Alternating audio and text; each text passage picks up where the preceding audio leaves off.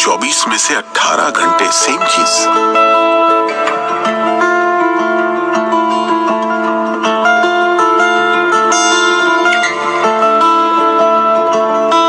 वही मेहनत, कोई देखे या ना देखे।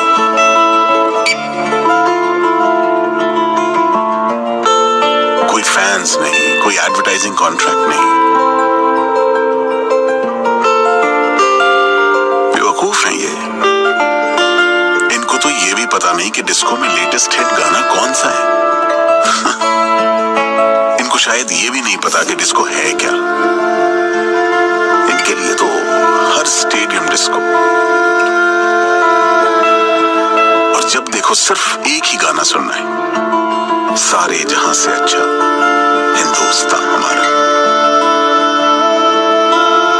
दीवाने हैं ये। करोड़ों लोगों के सपने अपने कंधे पे लिए क्यों चल पड़े? ना स्टाइल मारना जानते हैं, ना कपड़े पहनने का शौक है। अपने तन पे तिरंगा पहनने का जुनून है।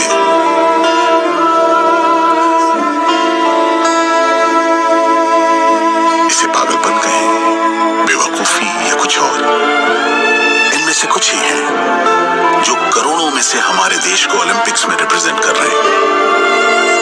ये लोग यहां तक पहुंच गए, वो भी अकेले।